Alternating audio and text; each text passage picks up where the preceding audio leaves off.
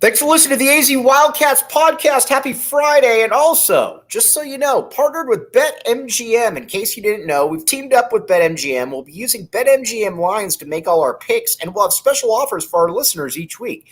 If you haven't signed up for BetMGM, use bonus code PHNX. There's a few different offers depending on where you live. But for our Arizona audience, you will get $100 in bonus bets on your first wager with BetMGM. Again, make sure you use bonus code PHNX. Check out the show notes for full details. A lot of fun, different things that you can bet on, Sheer. So again, check out BetMGM right there. And if you wanted to bet against the Knicks, even though it's out of season, Sheer, this would be the spot that you would do it. Is this correct?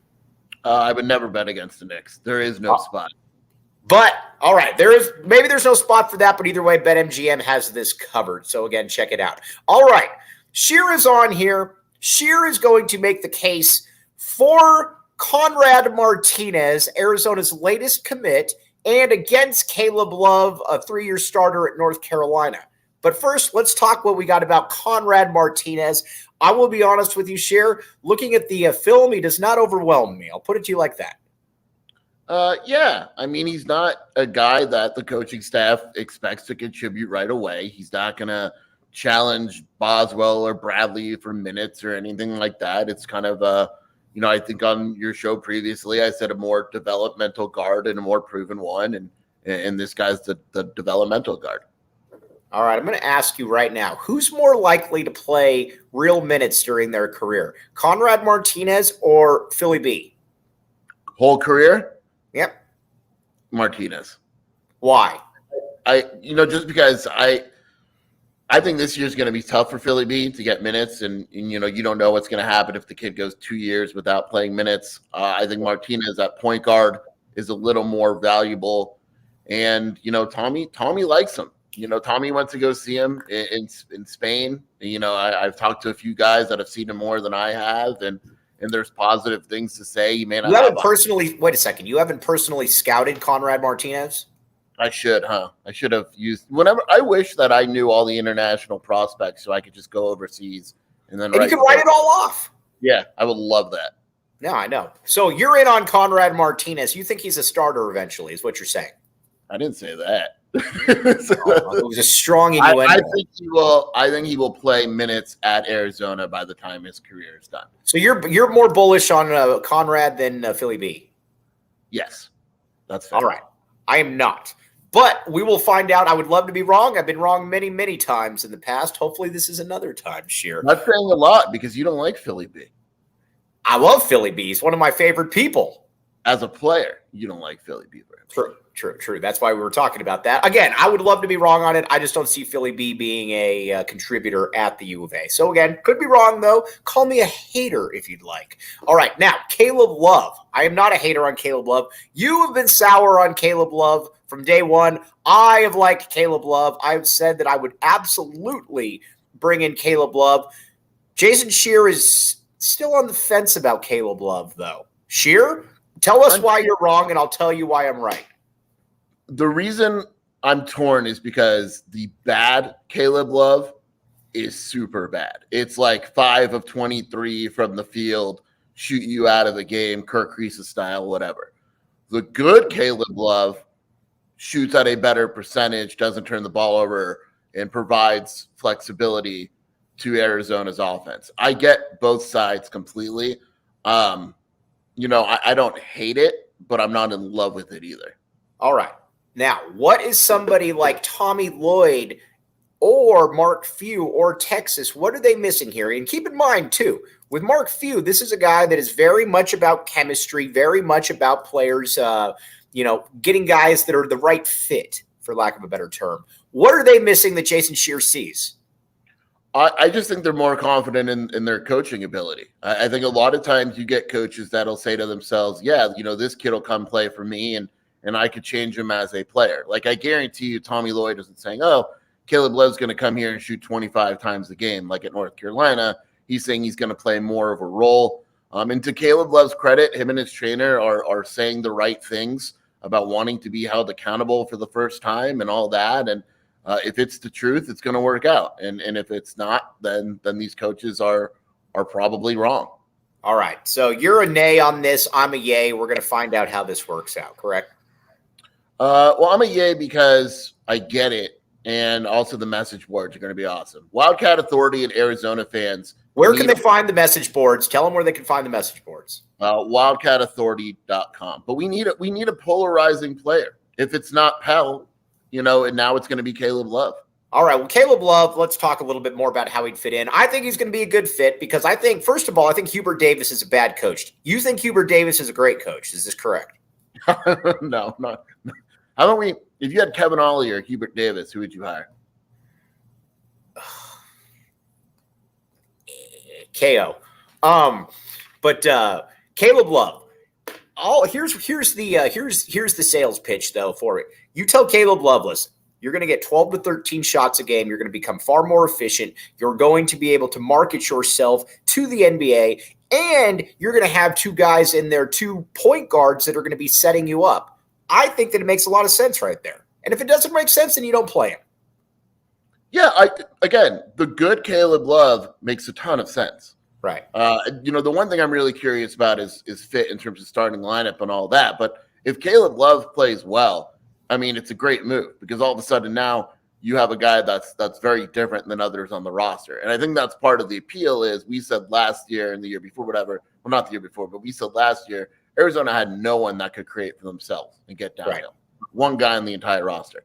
Caleb Love can absolutely do that. The shot may not go in all the time, but we know that he can create the shot. So, again, I've said this before. The best case scenario is a Marcus Carr, who shot crap at Minnesota, didn't shoot well his first year at Texas, changed his role a little bit, and all his percentages across the board went up 3 or 4%. He was great. It's kind of like, but sometimes guys can change. I remember a good buddy of mine telling me, I don't want Terrell Brown. He's a gunner. He's a low efficiency guy. And Terrell Brown came here and defended and was a pass first type guy. Guys can change, Sheer. Guys can change.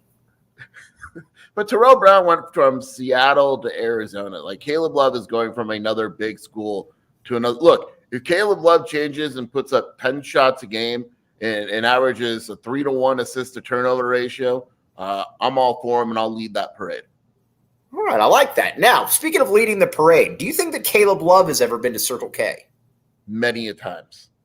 I'm surprised by the amount of people that haven't been to Circle K. By the way, Circle K's got some of the cheapest gas in the city right now, $4.05. I just fueled up today. So again, check it out, Circle K. Make sure you're not missing out on all the great stuff, though. Right now, text PHNX to 31310 to join their SMS subscriber club and get a buy one, get one free offer for a 32-ounce Polar Pop. Head to CircleK.com/store locator to find Circle K near you. You might even find Jason Shear there. Is this correct? It's a strong possibility. All right. Again, you want to check out Circle K and you want to check out Tap and Bottle. Scott and Rebecca do a great job, as you know, downtown, or you could go to the Northwest location and check it out as well. But again, we're going to have the Tap and Bottle watch parties again next year. You get 4 peaks there as well. But again, support local, support greatness, support Scott and Rebecca. All right. Andre Veras, the great Andre Veras, says, Circle K at First and Fort Lowell is where I fill up because of how cheap it is. Good call, but you could also go to the one on Oracle and Grant. Another friendly neighborhood right there to fill up as well. Correct, Sheer? Very friendly. Very friendly. All right. Let's see here. We got 5 of a kind media set is the what is the starting 5? Right now, I think you know that you got 4 guys for sure starting in Kylan Boswell, Jaden Bradley, Keshad Johnson, and Umar Ballo. And then I would imagine Pella starts, but I would imagine that's an open competition if Caleb Love comes here, no? Yeah, there's 2 possibilities if Caleb Love comes here. The first one is Boswell, Bradley, Love, Keshad Johnson, and Umar Ballo, with Pella coming off the bench. The second is Boswell, Love, Pella, Keshad Johnson, Umar Ballo, with Jaden Bradley coming off the bench. I don't see any other way that's not one of the lineups. It's interesting, what Jaden Bradley was told.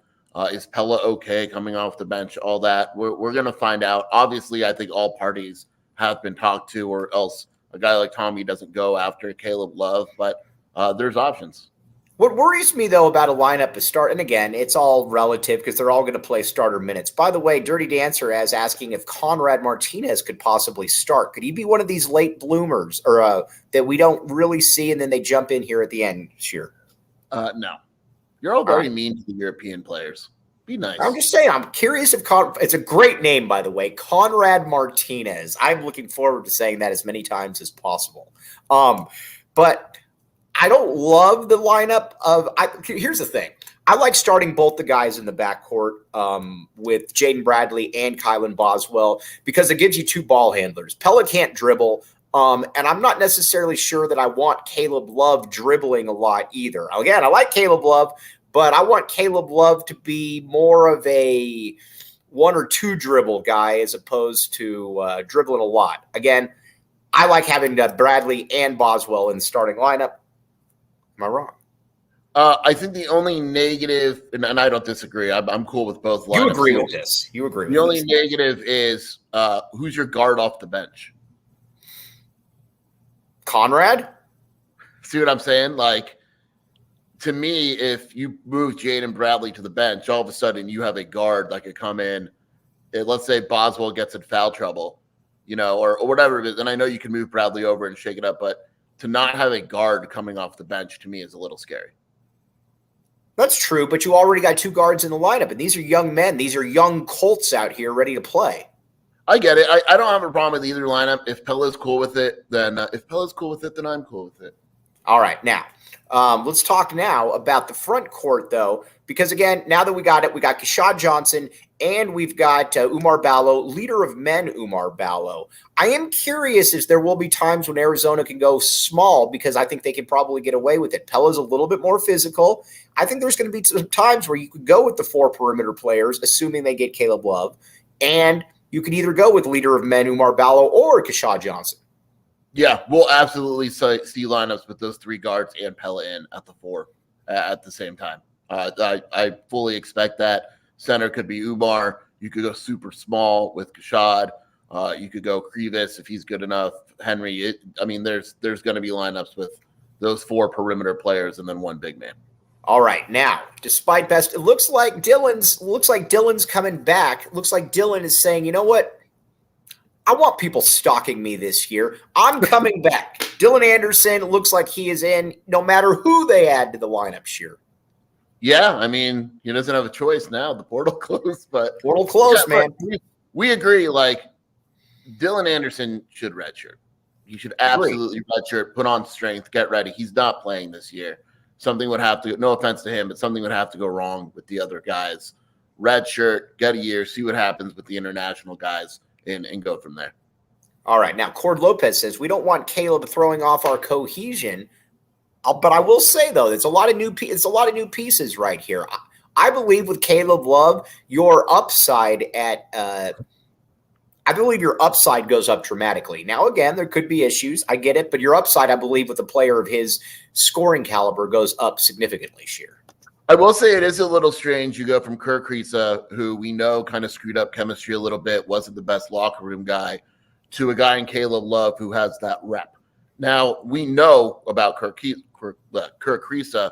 Caleb Love is more of a rep guy, so maybe he comes to Arizona, and that's just not very true, or things change, etc. But it is kind of an interesting move, moving on from Kirk Kriisa and adding a guy who has the potential to be similar on the court and in the locker room in terms of cohesion and things like that. Well, the problem, though, that I have with Kirk Kriisa is not necessarily that. Is that, listen, Caleb Love has had some awesome games in the tournament. He's had some bad games in the tournament. Every game in the tournament, Kirk Kriisa, when the chips were down, was not the dude you wanted. He was 3 of 24 with 8 turnovers and 4 assists in his 4 NCAA tournament games.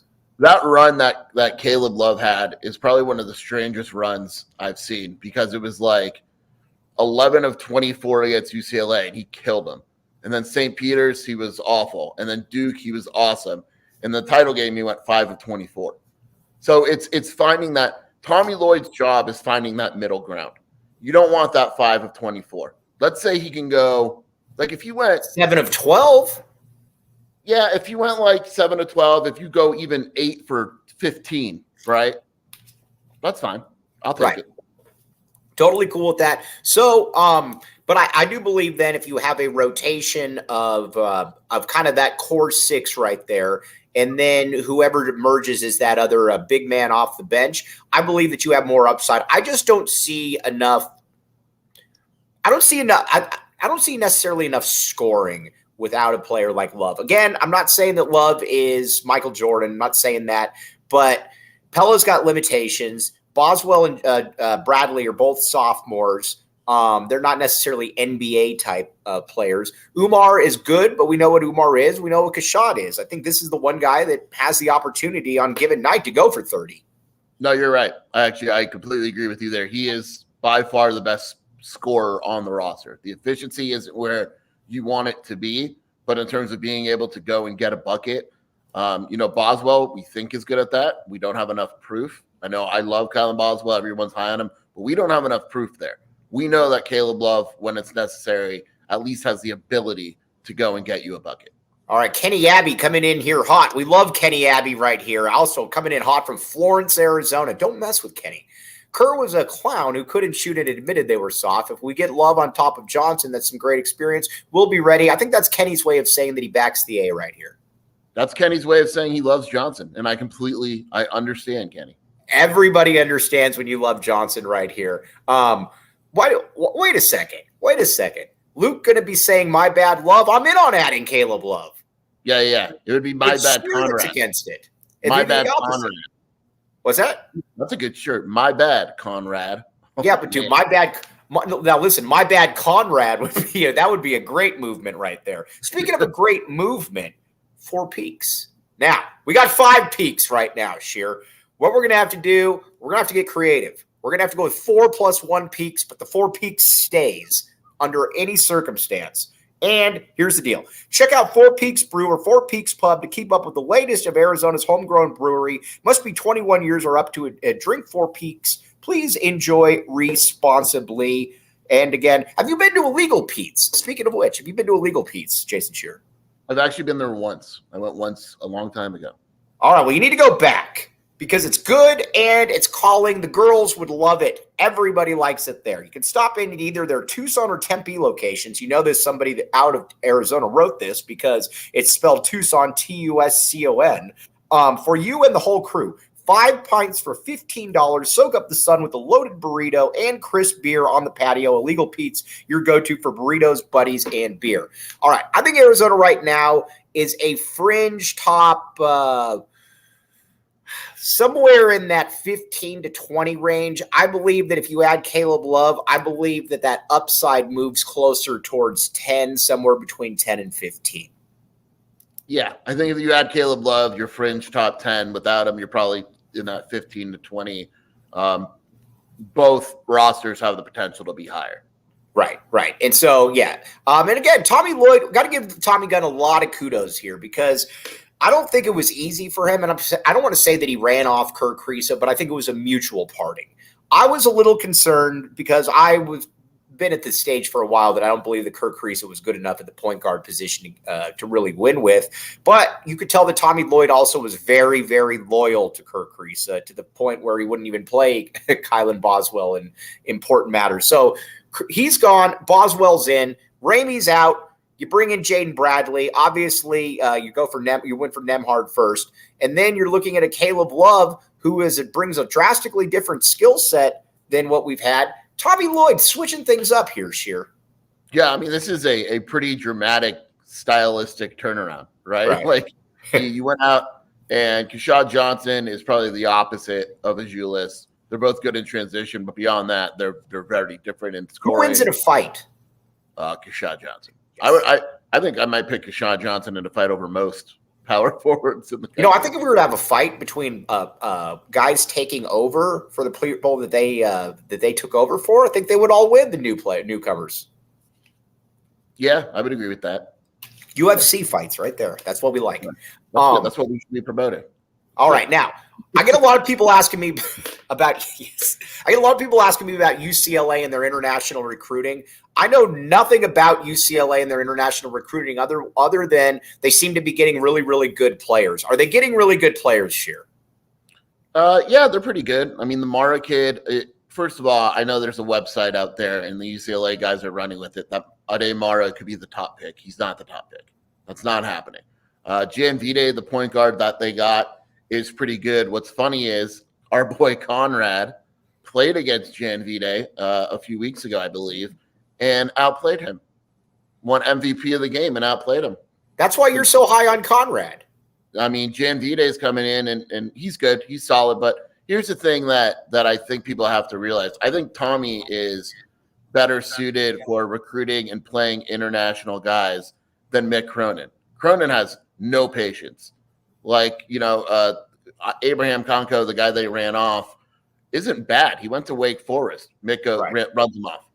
Got to get rid of him. Wasn't good enough freshman year, right? And so that is the wrong way to go about things with international players. All right. Now, speaking of somebody that I believe I could beat up Mick Cronin. Now, 5 of a Kind Media. We enjoy you here on the chat. Is the younger Tabella still on the team, Sheer? He will be part of the program moving forward. You could assume his scholarship is open. Right. Okay. Now. Oh, by the way, let's see here. Bam can't shoot. He was a great shooter. Bam can shoot. Yes, Bam can shoot. All right, we got to talk about KJ Lewis here. You guys have been slandering KJ Lewis left and right. We're putting respect on KJ Lewis's name around here. I love KJ Lewis. I think as long as people understand that probably not a big-time instant contributor, but I believe that KJ Lewis will outperform the ranking that you guys have given him. By the way, you guys moved him up in the rankings, though, Sheer. Little under the radar fact that I detected. What's the answer to that question? Is KJ Lewis a better version of Kadeem Allen? Come on. Please be honest here. I'm going to go yes. Do it. I'm going yes. Dude, Kadeem Allen didn't even have Kadeem Allen at the same stage did not have the offers that KJ Lewis did. Same stage? I'm all for it. Right. Kadeem Allen is one of the most underappreciated players in the last whatever amount of years. He's very good. And he played in the NBA as well. Yeah. I mean, look, I think KJ Lewis has the potential to be a solid player. I do not think he'll ever be a superstar. I think people need to have realistic expectations for him. He has work to do. I don't expect him to play as a freshman very much. Tommy has confidence in him. I've talked to Tommy about this. He has a little more confidence than I do, or that even others in the program do, but not me. That's why Tommy's the head coach, so we'll find out. All right, now, do you believe that KJ Lewis, if everything goes right, can KJ Lewis play in the NBA, or are you going to sit here and say right now that he can't play in the NBA? I would be very surprised if KJ Lewis made the NBA. All right. We're marking this down. We got your back around here, KJ. We're marking this down right here. But on a serious note, looking at Arizona's roster now, the way that they've kind of reconstructed it, especially if they get Caleb Love, listen, USC and Oregon probably have better rosters, but Arizona's going to be right in the mix, and that's not something that we could have said even 3 weeks ago. You think USC still has a better roster if Arizona adds Caleb Love? Yeah, let's go position by position, because we can do that. Isaiah Collier's better than Kylan Boswell. We think. We're going, yes.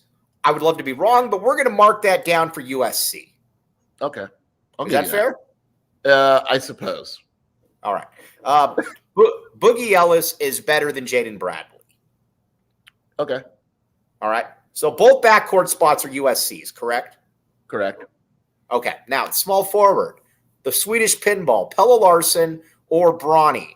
I think they're going to be about the same in college as far from a statistical. I think they'll both be about 10-4-4.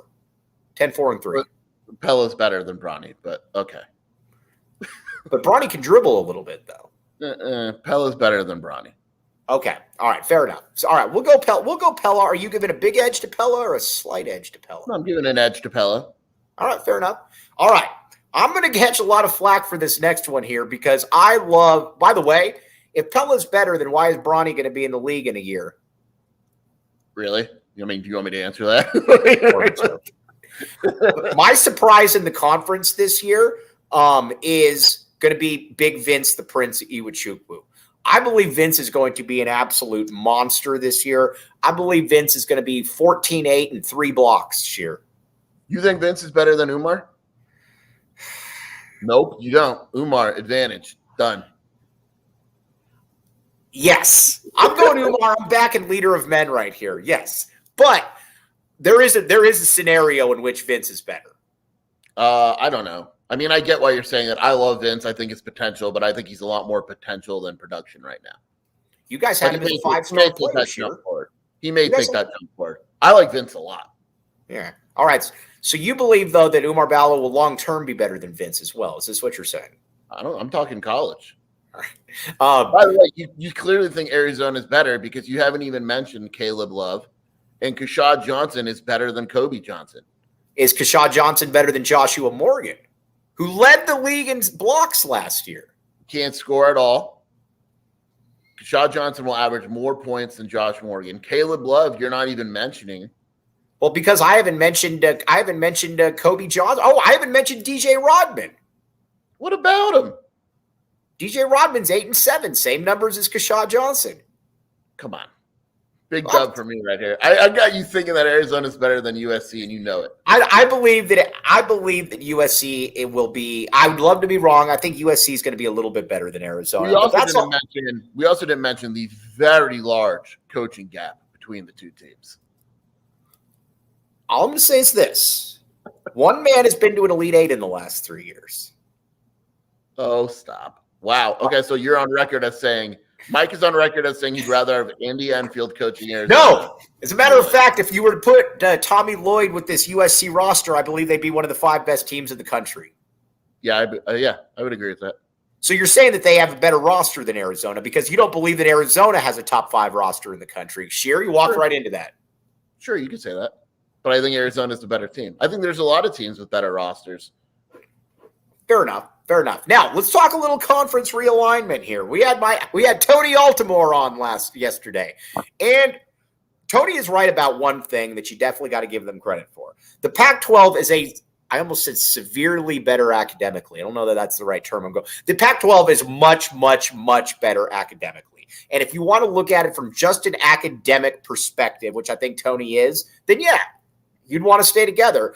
But from a sports perspective, it's not even close. And from a visibility perspective, it's not even close. I also don't necessarily buy, and again, we'll have him on again to talk about it, but I don't necessarily buy that I believe what the presidents are saying because presidents lie, like look at the Missouri president. He lied all the way up until they left. I'm sure I could find other examples. So I don't necessarily trust these presidents outside of our guy, Bobby Robbins. Yeah, I don't trust what anyone says until we finally know what's happening. I don't believe anyone. I really because the problem is that the Pac-12 presidents have gone on record as saying so many things that were just straight up lies so far that now you can't take anything at face value. I mean, the Washington State president is pretending like everything's great, and then 2 weeks later, his athletic department is basically financially shut down. Ray Anderson has given, I know he's the AD, but he's given 40 different dates for when the deal's going to get done. I mean, it's just, you can't believe. Ray Anderson should never speak. Do we agree with this? Yeah, it's wild they let him still talk about this and go on radio like he's an expert. I mean, it's just insane. Like you watch Dave the other, and I know you and Dave had a love-hate relationship as opposed to me just having a straight love relationship with Dave Hickey. But Dave goes on and says generally what an athletic director should. We're committed to the Pac-12, but we're going to keep all options on the table, essentially that. Whereas Anderson goes on there, and it's like he's just spitting out of left field with no clue on what he's saying. I like what Dave said, too, the last time he was on your show, which was basically like, yeah, we've got them in trouble with these deadlines. It's like, no, there's no we. Like, there's only been, like, 2 of you that have put out these deadlines that no one is mentioning, and that's why they are. They're getting in trouble because these deadlines, people are focusing in on them, and they're just made up. All right, Abraham Mendoza. I referee Abraham Mendoza's basketball games, and I can assure you that I am a better basketball player than Abraham Mendoza. And he says, Big 12 seems like a no-brainer. What are we missing? Well, you got to remember that a lot of these guys are, let's use Michael Crow, for example, because he's terrible. Let's use Michael Crow is a strict academic person right there, and that's fine. I mean, that's his job to be president of a university. But Michael Crow also doesn't like sports. Michael Crow doesn't care about sports. And so for him, from his perspective, oh, by the way, Abraham trying to get tough with me, back off, dude. With Crow, though, he doesn't care about athletics. He cares just about an academic perspective, and he pays lip service to the academics. That's why people out there don't really trust these people, because a lot of them are wired like Michael Crow.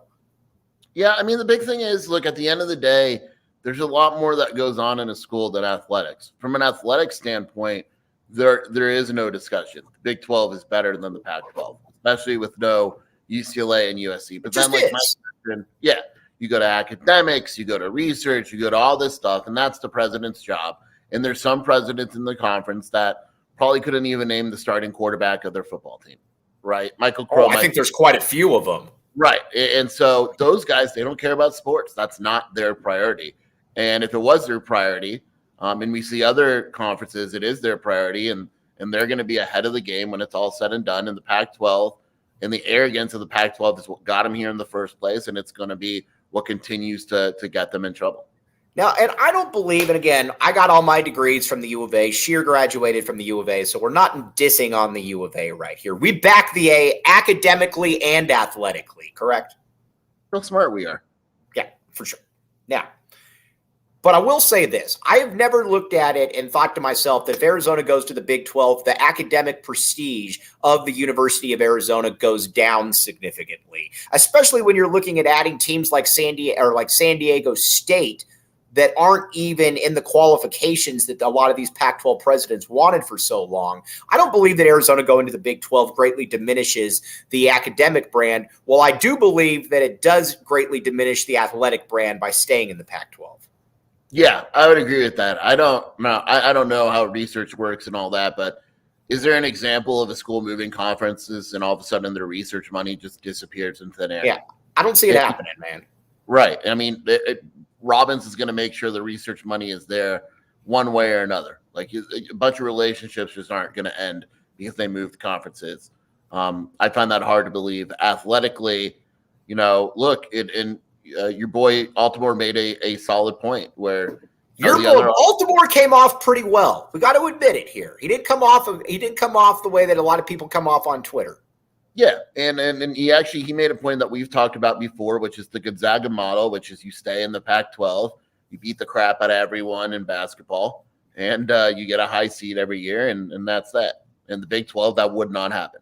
Right, so for sure. And I think in all fairness to Tony's coming at this, I think, and I didn't really realize this at the time until we started talking. He's coming at this from an academic point of view right there, which I get. I'm cool with. By the way, Chad McDonald's in here. Chad McDonald's, I will be up at Bob Dobbs today at 6. You should join me, my friend. Jason Shearer might not be there. So, again, we'll talk about that. Now, let's talk a little bit about Arizona football. I believe that Arizona football has the best wide receiving core in the conference. Montana Lamonius Craig has joined the U of A. I believe that U of A's receiving core is better than USC's. Am I just being Mikey optimistic, or am I actually smart? You're very smart, Mike. I'm very smart. I think Washington might actually have the best wide receiver group. Really? Yeah, but they're loaded if you take a look at it. But yeah, I mean, I'd put Arizona's up there with anyone. I think Montana's going to be a really good fit. Good kid, coaching staff has relationships with them. Wouldn't have taken him if they don't think he's that good, right? And I think he'll push everyone to be better as well. So I would put Arizona's, I mean, we've said this before, but Arizona's skill players, wide receiver, quarterback, running back, I'd put up there with almost anyone.